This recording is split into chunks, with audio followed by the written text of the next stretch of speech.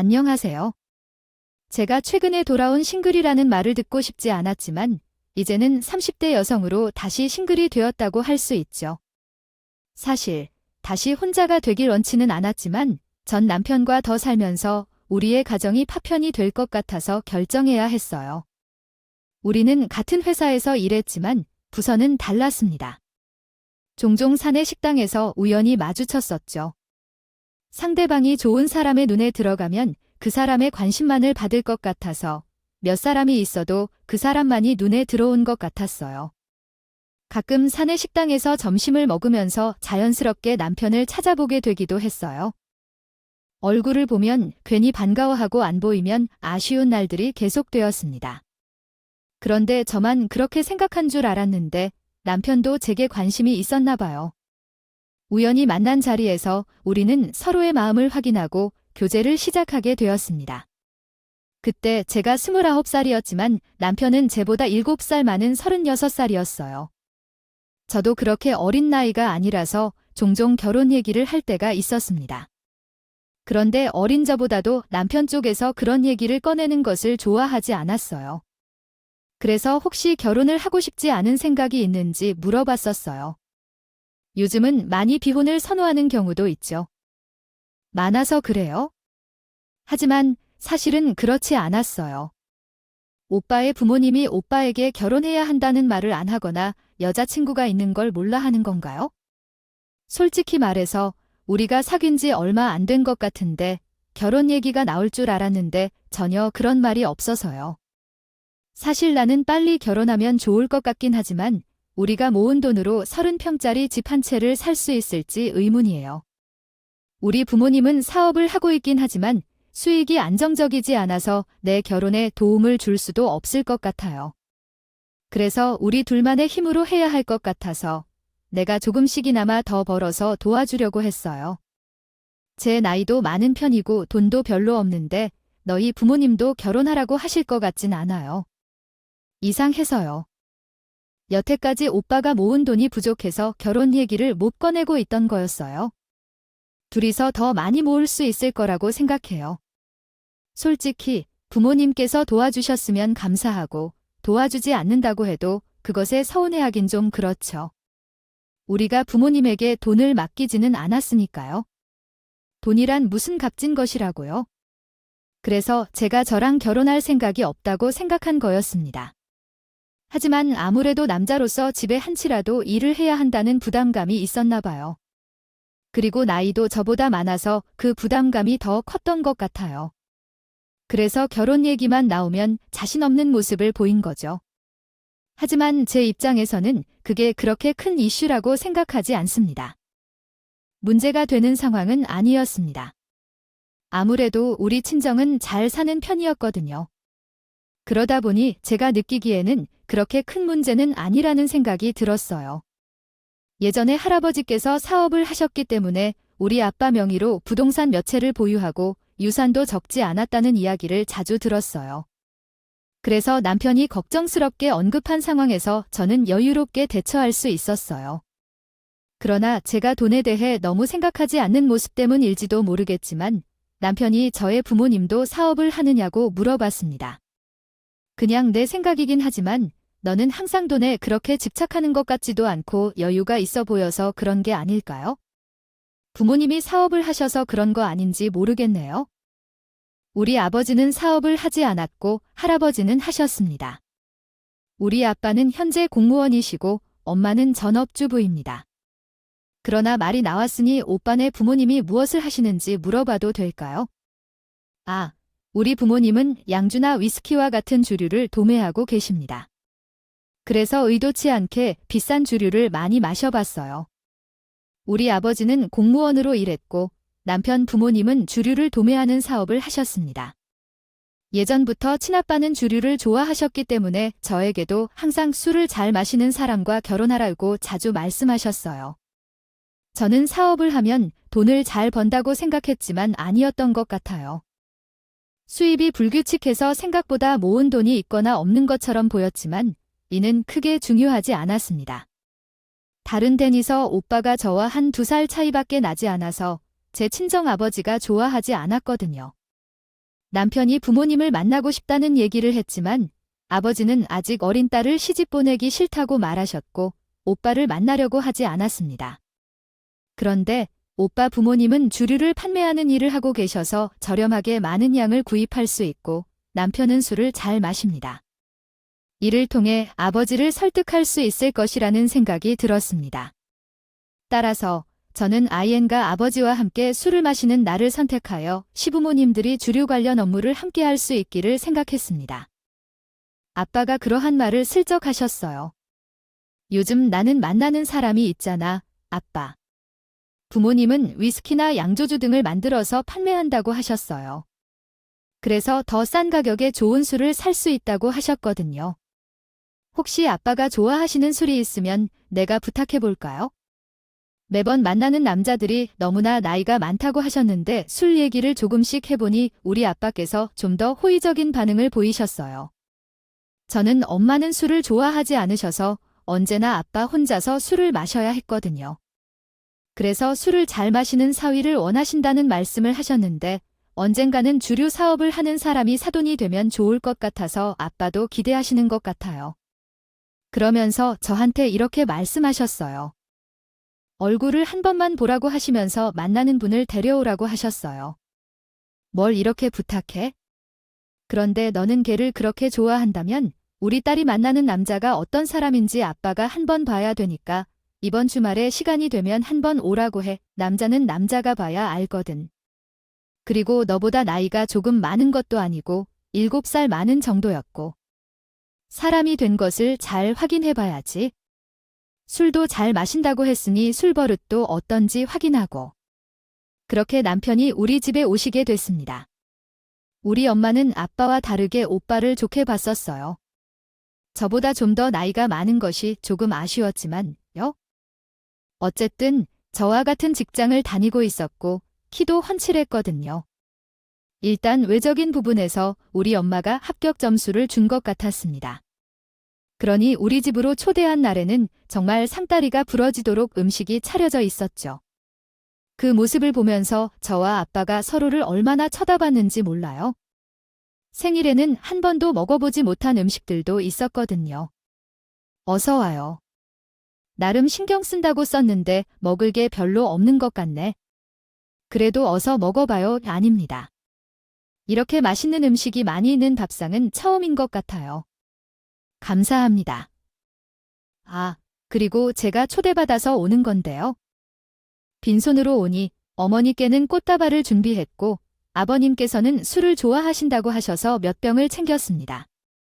혹시 들으셨는지 모르겠지만 부모님께서 주류 관련 사업을 하고 계십니다. 아버님이 좋아하시는 술 종류가 있으면 말씀해 주세요. 남편은 센스 있게 따로 엄마와 아빠가 원하는 선물을 준비했습니다. 아버지는 벌써부터 엄마가 제가 데려오는 사람만 신경 써준다고 툴툴거리셨으나 술 선물을 받으시고 한바구음을 짓고 같이 한잔 하자고 하셨어요. 우리 아버님과 같이 술을 마실 수 있는 사람은 제 친구나 친척 중에서 아빠뿐이에요. 다른 사람들은 술을 즐기지 않지만 제 아버지는 술을 잘 마시며 취하지 않는 편입니다. 그래서 남편이 걱정할 필요가 없었어요. 아버지가 너무 많이 마시면 안 돼요? 오늘은 처음으로 우리 집에 온 손님이란 이유도 있고 나중에 보내야 해서 제가 친정아버지를 말리려고 했지만 남편은 아무 상관없다며 저를 말리더라고요. 아마도 그는 좋은 점수를 따기 위한 기회라고 생각한 모양이에요. 괜찮아요. 난 아버지랑 술을 마시는 것도 좋아하니까 준비가 이미 됐으니 걱정하지 마세요. 맞아요. 남자들이 그렇게 해야지. 그리고 이따 못 간다면 우리 집 손님 방에서 쉬다. 가면 돼. 걱정하지 마. 우리 아버지랑 남편이 술을 마시는데 생각보다 정말 잘 마셨어요. 한 2~3시간 정도 술을 마신 것 같았지만 다행히 필름도 안 끊기고 예의 바르게 행동했어요. 솔직히 술이 많이 들어가면 헤맬 수도 있어요. 하지만 아무런 문제 없이 반듯하게 술을 마시고 대화를 하니까 우리 아버지가 높은 점수를 준 것 같아요. 그렇게 남편의 집으로 보낸 후 갑자기 아버지가 나에게 특히 만족스러워 보인다는 말을 하셨어요. 술도 잘 마시고 예의 바르게 행동하는 모습을 보고 정말 좋은 애 같다고 하더라고요. 그래서 결혼은 언제 할 계획이냐고 아버지는 물었어. 빨리 결혼하는 것이 좋을 것 같습니다. 요즘 같은 애들도 없어서 나도 사위와 자주 술을 마실 수 있을 것 같아요. 술을 함께 마신 후에 마음에 들었나요? 얼른 결혼하라는 말씀을 하셨었죠. 그래서 우리 상황에 대해 이야기했어요. 제가 사회생활을 오래 하지 않아서 쌓인 돈이 거의 없고 남편의 부모님이 사업을 하시다 보니 종종 급한 일을 해결하느라 돈을 많이 챙겨놓지 않아 둘 다 약간 더 모아 결혼하기로 결정했습니다. 그러나 우리 아버지가 생각지도 못한 말씀을 하셨어요. 집 때문이냐? 그거 얼마나 든다고. 아빠가 해줄게. 너희 회사 근처에 있는 아파트로 하나 사주니까. 빠른 시일 내에 결혼하라라고 말씀하셨습니다. 사위가 정말 마음에 드셨다는 이야기에 집조차 해주신다고 하셨어요. 큰 문제가 좀 해결되었기 때문에 결혼 준비를 시작했습니다. 여자 쪽에서 집을 마련한다고 하면서 시댁 입장에선 좀 갑작스러웠죠. 이에 따라 이혼은 일사천리로 진행되었습니다.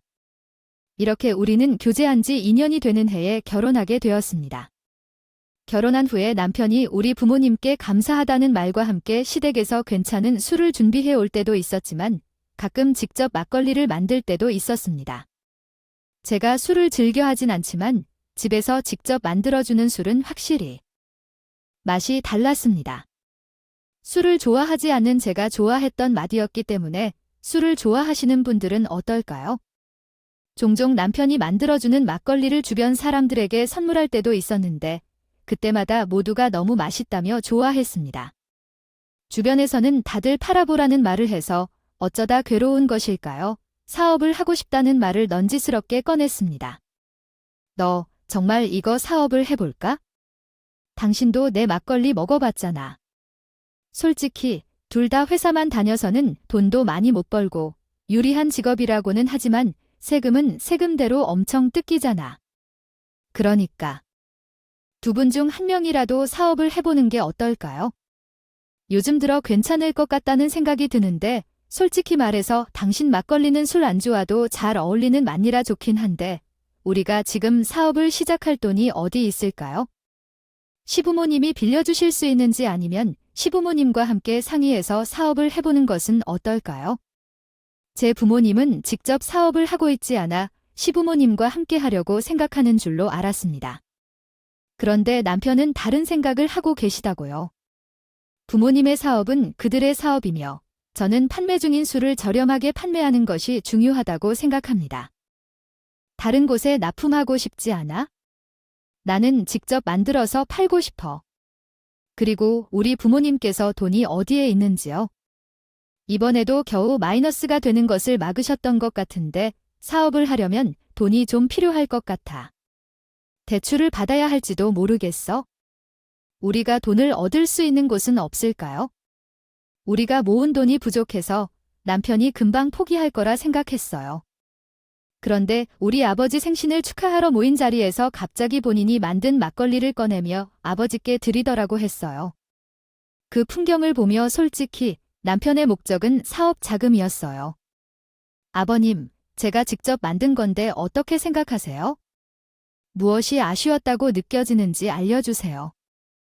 이걸 직접 만들어서 팔고 있는 줄 알았어. 이건 어디서, 어떻게 만든 거야? 우리 사위가 대단하네. 막걸리 만드는 게 쉽다고 해도 하기가 쉽진 않을 텐데. 남편이 손수 만든 막걸리를 우리 아버지도 맛있다며 너무 좋아하셨습니다.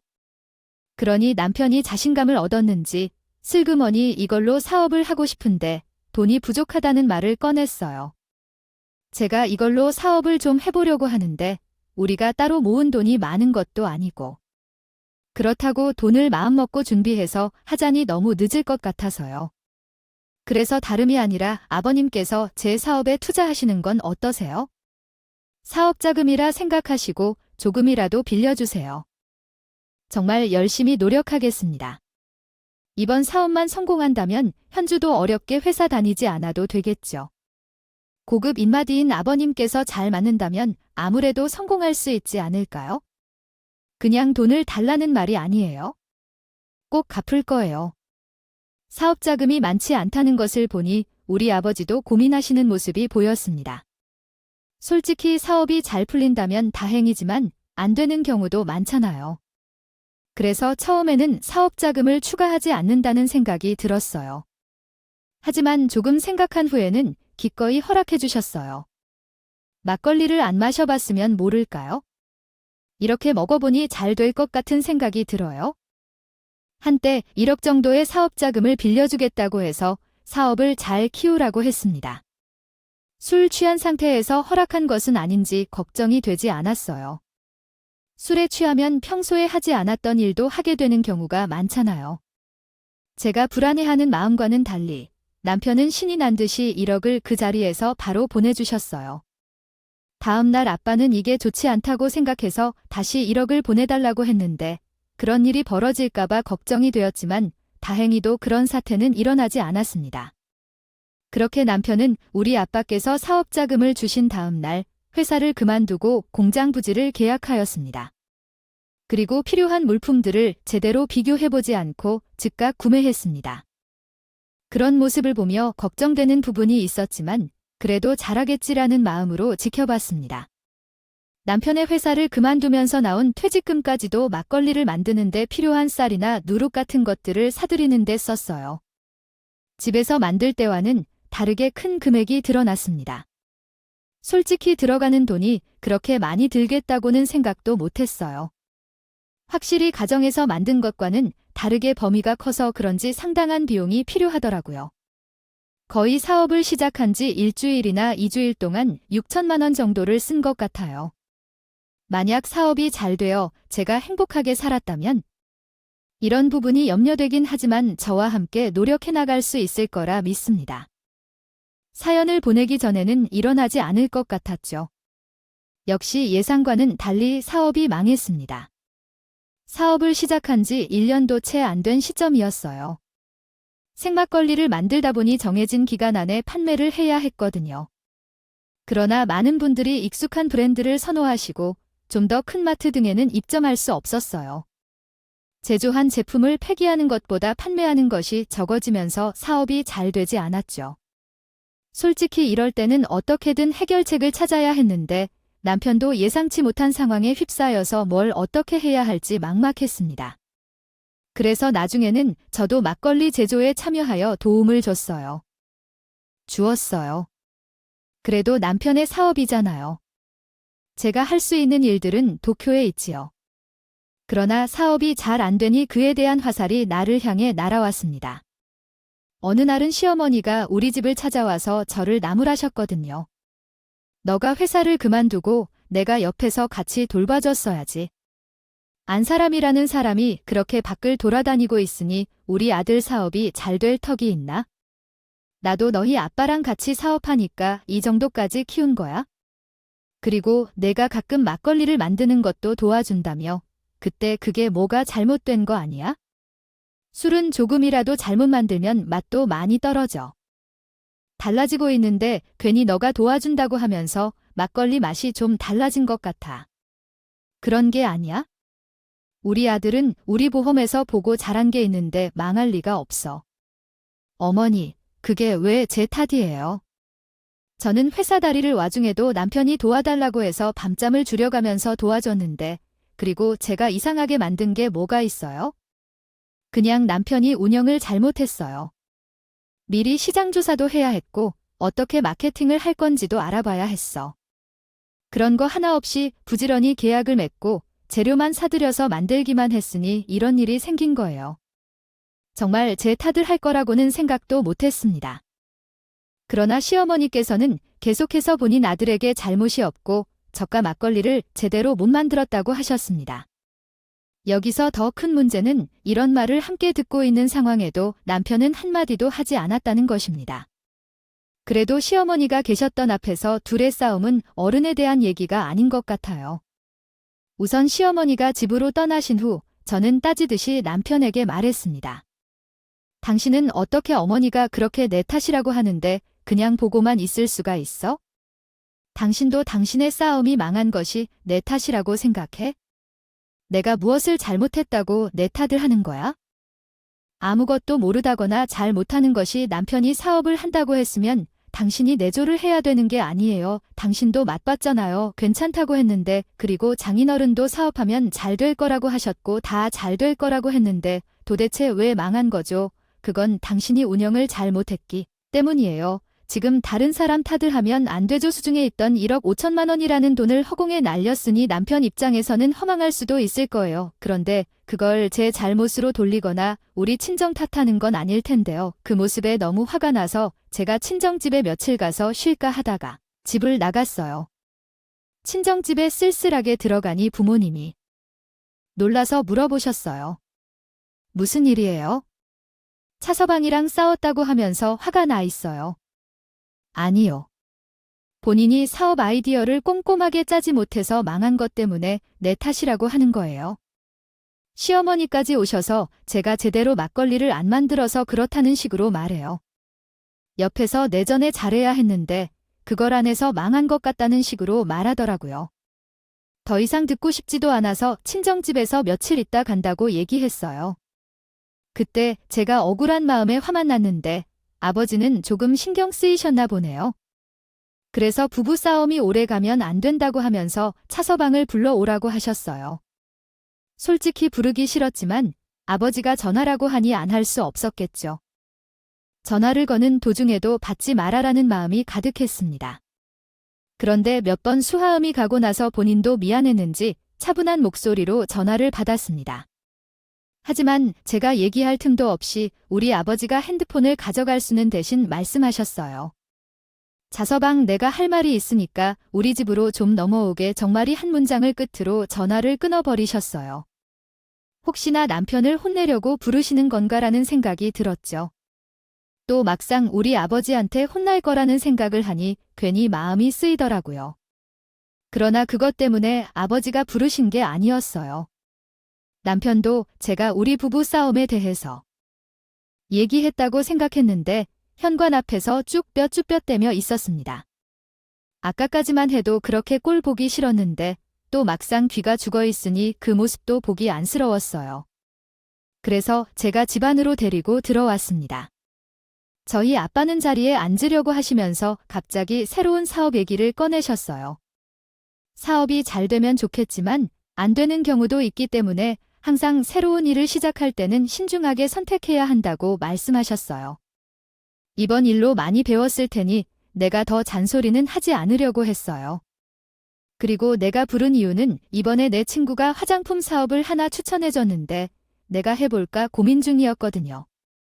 차서방이 하는 게 좋을 것 같아서 소개해 주려고 했는데 돈이 더 필요하다면 빌려줄 테니까 부담 갖지 말고 생각해봐. 갑자기 아버지께서 괜찮은 사업이 있다고 얘기하셨어요.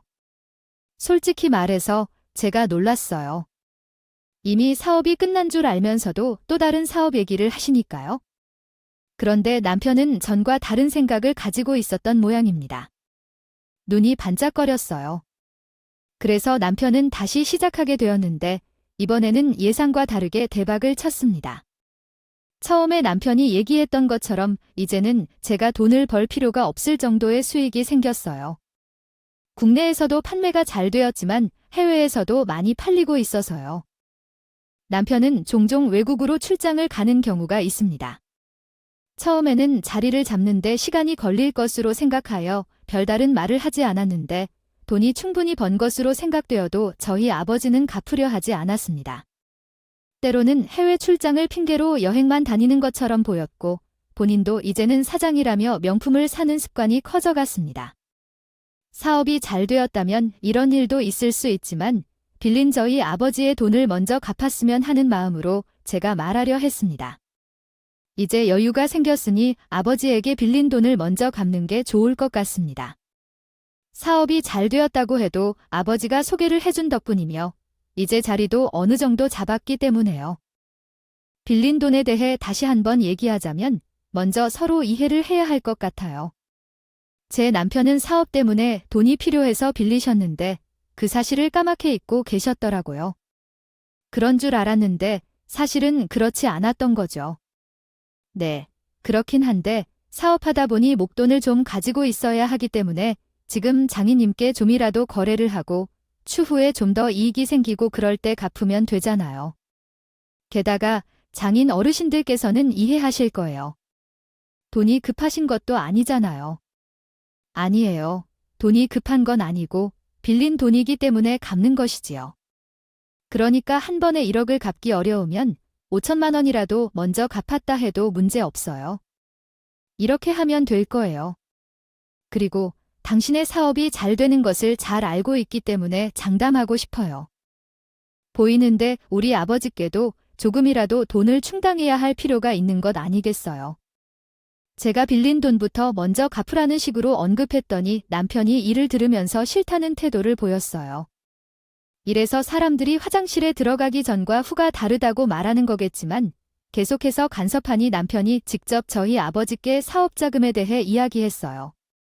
장인어른이 소개해주신 사업 덕분에 이렇게 자리를 잡게 되었지만 아무래도 사업을 하다 보니 자금이 필요할 때가 있어서 그러나 천천히 두둑해도 괜찮을까요? 아니, 전 빨리 가지고 싶어요. 사업이라는 것이 언제, 어떻게, 어떤 일이 생길지 모르니까 현금을 갖고 있어야 해요. 이해해 주실 수 있죠? 사업을 해서 그런지 사람이 더 뻔뻔해진 것 같았어요. 근데 다행히도 우리 아빠는 이해해 주셨어요. 괜히 급하게 돈 갚내기 신경 쓰지 말고 사업에만 집중하라고 하셨어요. 그런데 그 말이 남편한테는 돈 갚지 말라는 말로 잘못 이해했는지 봐요. 더 이상 빌린 돈에 대해서 언급을 하지 않았어요. 종종 저는 돈 좀 마련했냐고 물으면 요즘 경기가 안 좋아서 그런지 생각보다 사업이 잘 안 되고 있다고 언급했어요. 타지에서 사업하는 것만으로도 어려운데요. 계속 돈에 대해 이야기하는데 남편이 저한테 보내주는 생활비를 모아서 저희 부모님께 드리려고 했습니다. 저는 그렇게 절약하며 살고 있는데 시부모님 댁을 방문하니 물건들이 많이 생겼더라고요. 그래서 제가 눈이 휘둥그레하게 쳐다보니 시어머니께서 본인 아들 자랑을 시작하셨습니다. 너도 알다시피 요즘 우리 아들이 해외에서 사업하여 돈을 벌고 있잖니? 그래서 엄마랑 아빠에게 이제라도 효도한다고 하며 좋은 것 있다면 그렇게 보내준다고 해. 아들이 필요한 것 같아서야. 아들아, 나 잘 키워서 호강하면서 산다. 어머니 이 모든 건 남편이 사서 보내준 것이야. 요즘 사업이 잘 안 풀리는 것 같다는 식으로 얘기했었는데 저가 당황하여 말하자 시어머니도 무언가 잘못 말한 것 같다며 보이셨어요. 갑자기 이번에 주신 선물이 아니라 예전에 사업이 잘 되었을 때 주신 거라고 말씀하셨습니다. 아니, 이번에 주신 것이 아니라 예전에 사업이 잘 풀렸을 때 주신 거였어요. 아이 때에 비해 나이가 들면서 이렇게 깜빡깜빡 하시는 모습이 보여서요. 저는 매번 돈을 벌면 먼저 아빠께 돈을 갚으라는 식으로 얘기하여 사업이 잘 안 되는 것 같다고 했었지만 알고 보니 그렇지 않았던 것 같아요. 출장 다녀오면 항상 우리 친정집에는 초콜릿과 같은 선물만 가져오시는데요. 시댁에는 매달 생활비도 보내고 끼까뻔쩍한 선물도 보내고 있었습니다. 그 모습에 화가 머리 끝까지 났어요. 그래서 남편이 집에 오자마자 소리를 질러버렸습니다. 당시에는 솔직히 말해봐. 지금 사업이 안 되고 있는 거 아니지? 나 오늘 시부모님 댁에 갔는데 못 보던 것도 많아지고 심지어 당신의 생활비도 보내고 있었더라. 내가 알면 우리 아빠한테 돈 갚으라고 하니까 나한테는 계속 사업이 잘 안 된다는 식으로 얘기한 거예요. 아니, 사람이 어떻게 그럴 수가 있어? 당신이 사업이 망해서 힘들어할 때 도와준 건 시부모님이 아니라 우리 아빠였어요. 그리고 사업자금도 다 우리 친정에서 대주신 거잖아. 내가 그렇게 말할까봐 말 안 했어? 나 어렴풋이 알아서 돈이 생긴다면 드릴까? 내가 매번 돈을 갚으라고 달콤하게 말하는 거야? 나도 사업을 모르는데 내가 알아서 처리하겠다고 말한 적이 있으니까? 그 얘기 좀 그만해. 그리고 이번에 나 유럽으로 출장 1달 정도 갈 거니까? 너도 그렇게 알고 있어? 왜 또 출장을 간다고 이번에? 돌아온 지 얼마 안 됐잖아. 당신은 사업을 하러 가는 게 아니라 여행을 하러 가는 거 아니냐? 유럽에는 왜 가냐? 무슨 1달이나 가냐? 돈을 벌러 가는 거야? 내가 부지런히 돈을 벌어야 해. 장인어른에게 돈을 갚을 건 아니야? 이미 돈을 벌어왔는데 난리야? 해외 사업을 하다 보니 외국을 자주 다녀왔어. 한 달을 다녀온 것뿐이야. 한국어 문법에 맞게 다시 작성하겠습니다. 출출하며 나간 적은 없었지만 짜증이 났습니다. 돈을 벌어오는데 보내야겠죠?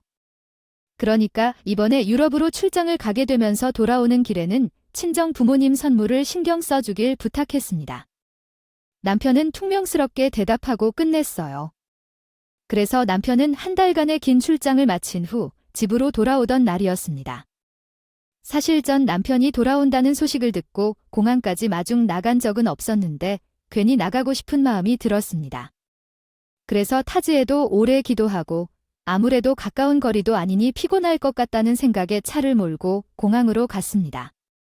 그리고 비행기 시간을 확인하면서 기다리고 있었는데 남편이 캐리어 2개를 들고 앞을 향해 오는 것을 보게 되었습니다. 엄청 큰 골프백이 눈에 띄었습니다. 내심 우리 아빠 선물인가 싶은 생각이 들어서 남편에게 가까이 갔습니다. 그런데 남편은 저를 보자마자 깜짝 놀라며 허둥지둥하는 모습을 보였습니다. 저는 아빠 선물이라고 생각한 골프백을 드리려고 하는데 남편이 기겁을 하더라고요.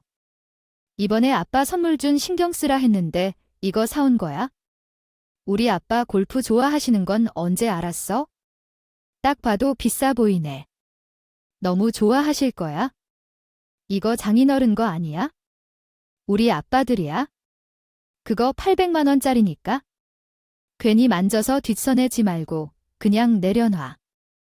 그러면서 신축단지 모실 때 챙기더라고요.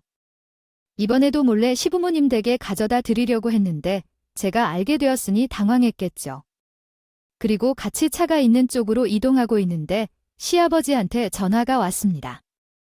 아마 비행기 타기 전에 언제 한국에 도착하는지에 대해 남편이 미리 얘기했었나 봐요. 오매불망 남편 전화를 기다리셨겠죠. 그런데 한국에 도착했을 것 같은데 별다른 연락이 없으니 먼저 전화를 하신 거였어요. 만약 제가 공항에 나와 있는 상황이 아니었다면 남편도 바로 연락을 했겠지만 저랑 마주쳤으니 그 생각을 못했겠죠. 한국 도착했냐? 그 골프백은 잘 사왔어? 한국에 없던 일이라 얼마나 기대하고 있는지 몰라. 벌써 친구들에게 자랑도 했어. 네, 언제 올 거냐? 오늘 집에 들르고 넘어갈 거야. 니네 엄마도 내 선물을 기다리느라 목이 말라붙겠어. 시아버지 목소리가 얼마나 큰지 남편은 화를 낼지 놀랄 지경이었어. 핸드폰 소리를 줄이려고 해도 소리가 새어 나오더라고. 그 모습을 보니 기가 차더라고요. 사업 자금은 친정에서 다 가져다 놓고 그 덕분에 시댁에서 누리고 있으니까. 그래서 저와 남편은 함께 움직이게 되었어. 화가 많이 나지만 어디서부터 어떻게 말을 해야 할지 모르겠어. 모르니 말문이 막혀버렸어요. 시댁에 도착했는데 시부모님이 아래층에 계시더라고요. 그 모습을 보며 실수가 터져 나왔어요. 얼마나 기대하셨을까? 그런 모습으로 대접받을 줄은 몰랐네요. 근데 당신, 그게 알아. 당신의 사업 자금은 모두 우리 시아버지의 도움으로 나왔고 우리 아버지의 선물도 당연히 풍족하게 사셨겠지요. 돈 한 푼도 보태지 않은 아버지의 선물만으로는 800만 원이었는데 우리 아버지의 선물은 무엇인지 너무 기대가 돼서 말씀했더니 남편은 달콤한 농담같이 듣고 있었어요. 그리고 다른 쪽으로는 철이 없이 좋아하는 시부모님을 보는 것도 짜증이 나더라고요. 그래도 최대한 티를 내지 않으려고 노력했어요. 그런데 어차피 시부모님은 제가 보이지도 않은 것 같아요. 남편이 가져온 선물을 살펴보느라 정신이 없으셨거든요. 그렇게 1시간 정도 앉아 있었나 남편에게 눈치를 주면서 이제 친정으로 넘어가자고 말했습니다. 우리 아빠도 사위섬을 목 빠지게 기다릴 것 같은데 이제 넘어가자. 너무 늦게 출발하면 차도 막히고 저녁 시간도 애매하게 도착할 것 같아요. 어머님, 아버님, 저희가 먼저 일어날게요. 오랜만에 보는 건데 벌써 일어나려고 하니 좀 더 이따 가야겠어요. 가게 사돈댁에는 내일 가도 됩니다. 우리 아버지도 사위 덕을 좀 봐야 하죠. 한 달 동안 출장을 나가 있었기 때문에 우리 부모님도 사위 선물을 기대하실 거예요.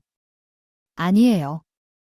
처음에는 시부모님께서 내일 친정으로 넘어가라고 말씀하셨지만 제 남편과 저의 모습에서 조금 이상함을 느끼신 것 같아요. 그러니 더 이상 말씀하지 않으시고 조심히 내려가라는 말씀만 하셨습니다. 그래서 조심히 가고 사돈에게 나를 대신 인사 좀 전해주십시오. 그렇게 함께 시부모님 댁을 나와서 주차장 쪽으로 내려오고 있는데 궁금해 하셨어요. 우리 아빠 선물은 무엇을 준비했는지 아까 짐을 내릴 때 슬쩍 봤는데 캐리어밖에 남아 있었거든요. 따라 올라갔습니다. 기다리고 있었어요. 그 모습을 보니 괜히 마음이 안 좋았습니다. 시댁에서는 물 한 컵 돈 내가 따라 마셨는데 우리 부모님은 매번 초콜릿만 사다 주는 사위가 뭐가 저리 예쁜지 이렇게 진수성찬을 차리셨을까 생각이 들었어요. 그런데 아까는 제 눈치를 보던 남편이 저희 친정집으로 들어가니 뻔뻔하게 행동하기 시작했습니다. 갑자기 저희 아버지한테 이번에 장인어른 생각이 나서 귀한 선물을 사왔다며 의수됐습니다. 그러면서 박스 하나를 저희 아빠한테 건넸어요. 장인어른, 이거 구하느라 진짜 힘들었어요. 그래도 장인어른이 좋아하실 것 같아서 제가 어떻게든 구해보려고 노력했죠. 이건 돈으로 환산이 불가능할 정도예요. 박스만 봤을 때는 좋아 보였어요. 저는 술에 대해 잘 모르니까 그렇게 생각했어요. 그러나 우리 아버지는 술을 좋아하시는 분이십니다. 박스를 내려다보시자마자 곧바로 열어보시기 시작하셨어요. 술을 선물로 받으셔서 곧 마시려고 하신 줄 알았어요. 그런데 남편이 그 모습을 지켜보며 얼굴이 창백해졌어요. 그리고 그 후 병을 보니 우리가 알던 위스키 병과는 다소 차이가 있었어요. 사실 고급스러운 병이면 다른 스타일일 줄 알았을 텐데 뭐라고 해야 할까요? 그냥 우리 동네에 가면 방앗간에서 참기름이나 들기름 같은 것을 얻을 수 있더라고요. 짜주라니요. 그런데 들어있는 병이 이상하게 보였습니다. 색깔도 좀 이상하다고 해야 할까 싶을 정도로 탁해 보였어요. 언뜻 보면 위스키보다는 과일주 같았습니다. 과일주를 드셔본 분들은 아시겠지만 숙성 과정으로 인해 색깔이 탁해지곤 합니다. 저희 아빠는 박스를 들어보시고 무게가 다르다고 생각하신 모양인데 아마도 그 자리에서 포장을 뜯으신 것이겠죠. 포장을 다 뜯고 나서 남편께 같이 마시자고 하셨습니다. 전에 주신 술을 따라주실 때는 냄새도 시큼해서 이상했고 남편의 표정도 안 좋아지고 계셨어서 좀 의아했어요. 그 술은 매우 귀하죠. 혼자 마실 수 없어요. 오랜만에 만났으니 같이 한잔 하자고 내가 먼저 따를 테니 얼른 마셔봐. 우리 남편도 술을 좋아하는 편이라 항상 아빠가 추천하는 술은 잘 받아들였거든요. 하지만 이번에는 술을 마신 뒤 운전해야 한다고 하니 거부했어요. 그런데 우리 아버지도 지지하지 않으셨죠. 장인어른, 제가 이딴 후 운전을 해야 하고 사업 때문에 만나야 하는 분들도 있어서요. 오늘은 약속한 사업회의가 있어서 양해를 구해야 하며 그리고 밤에 만날 사업 거래는 뭐가 있을까요? 조금 술을 마시고 침대에 들어가 한숨 자고 나면 됩니다. 우리 아빠는 계속해서 술을 권하셔서 남편은 그 자리에서 갑자기 일어나 현관 쪽으로 달려나가셨어요. 저와 엄마는 그 모습을 보며 무슨 일이 일어난 건지 궁금했어요. 하지만 아빠는 계속 그냥 알고 있던 것 같아요. 처음에 사업을 소개해준 사람도 우리 아빠였으니까요. 그래서 어쩌다 보니 막상 사업이 어떻게 되어가고 있는지를 명백히 알고 계셨는데도 모른 척하셨던 것이죠. 그리고 사업이 힘들다는 핑계로 돈을 갚지 않는 것을 보시며 괴롭다고 생각하셨던 것 같아요. 또한 중요한 증명이라고 생각하고 가져온 것인데 시댁에서 납품 중에 문제가 생겼다는 것을 알게 되었죠. 술이 들었습니다. 부모님은 어떻게 대처할까 싶었는데 그것을 남편이 보고 가져오게 된 거예요. 결국 이번에도 우리 부모님을 위한 선물은 없었죠. 누구와 그래요? 하지만 착한 사람이 덜 벌하게 되면 더 무섭잖아요. 그런 사람이 바로 우리 아빠였어요. 아빠는 도저히 괴롭혀서 못 참겠다는 말씀만 하시고 조용히 다른 사람에게 전화를 걸었습니다. 저와 엄마는 분노한 아빠가 너무 낯설어서 더 묻지는 못했어요. 하지만 며칠 후 어디에 전화를 건지 알게 되었어요. 시어머니가 친정집으로 찾아오셨더라고요. 시어머니가 찾아오신 시간은 아침 8시 전, 우리는 아침 식사 준비를 하고 있는 도중에 시어머니가 오셨어요. 시어머니가 오셨을 때 저는 영어도 모르고 문을 열었어요. 그러나 시어머니는 씩씩하게 우리 집으로 들어오셨고 남편은 뒤따라 들어왔어요. 이건 이해하기 어려울 정도로 이례적이었어요. 갑자기 2억 원을 빌려주었던 사람이 돌려달라고 할 경우 어떻게 해야 할지 모르겠어요. 그 돈이 어디 있는지도 모르겠고 사업 자금으로 받은 것이 아니었을까 생각이 들었어요. 이제 와서 그러면 어떻게 해야 할지 모르겠어요. 100만 원도 많은 돈인데 2억이나 되는 금액을 그냥 돌려달라고 하는 사람이 어디 있을까요? 사위랑 같이 이야기한 부분에 대해서는 사돈이랑은 얘기할 것이 없는 것 같습니다. 사업을 시작한 지 1에서 2년 정도 된 것 같은데 이 정도면 조금이라도 원금 상황이 있어야 하는데 여태까지 얘기가 없더군요. 그래서 사람들에게 물어봤더니 사업도 잘 되고 있다고 해서 이번에 빌린 돈을 갚으려고 하나 싶었던 참인데 출장 다녀오는 길에 저를 위해 가져왔다고 하면서 상한수를 건네왔답니다. 자네가 더 잘할 거라고 생각하네 라고 하면서 더 이상 괘씸해서 두고 보지 않기로 했습니다. 법적으로 처리하려 합니다. 적은 돈도 아니고 제가 차용증 하나 안 쓰더라도 써야 되나요? 알고 보니 우리 아버지는 남편에게 2억이나 되는 돈을 사업자금으로 주었다고 합니다. 빌려주셨고 그에 대한 차용증까지 다 써둔 상태였어요. 솔직히 술을 좋아하시는 분이라 술김에 흔쾌히 주셨다고 생각했는데 그게 아니더라고요.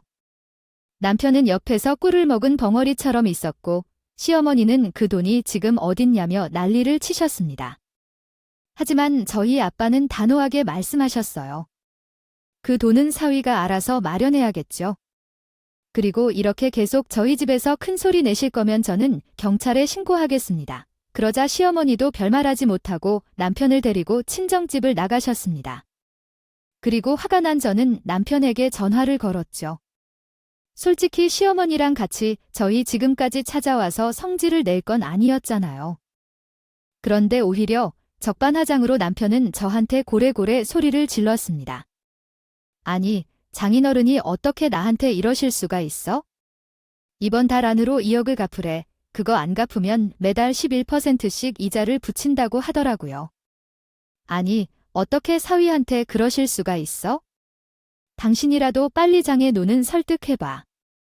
나 혼자 잘 먹고 잘 살자고 돈 번 거야. 그거 아니잖아. 반성의 개미는 하나도 안 보이고 당장 2억을 갚아야 한다는 생각에 저한테 성질만 내더라고요.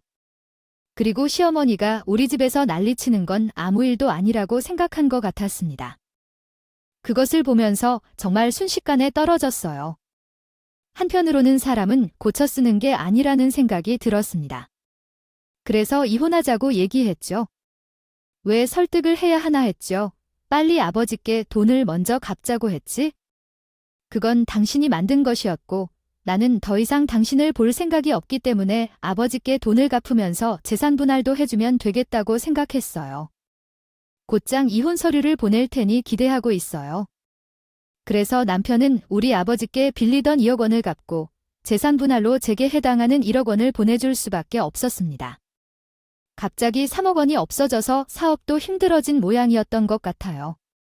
그런데 솔직히 말해서요. 작업자득이라 생각해요. 우리 아버지도 돈을 갚았다면 더 좋았을 텐데요. 그럼 이런 일이 일어나지 않았을 텐데요. 또한 시어머니가 우리 집에 오셔서 난리를 피운 것도 저희가 이혼하게 된 이유 중 큰 부분을 차지하고 있다고 생각해요. 예전에 있었던 일을 상기시켜 보니 그 사람을 왜 불쌍하게 생각했는지 궁금해지네요. 그래서 사람은 가끔씩 스스로를 되돌아봐야 하나 봅니다. 남의 재산을 염치 없이 탐내는 것은 매우 추해 보일 뿐이죠. 시댁이거나 남편이거나 가족이더라도요. 그러니 이만 제 이야기는 여기서 마무리해야 할 것 같아요. 긴 이야기를 들어주셔서 감사합니다. 오늘도 저희 채널에 방문해 주셔서요.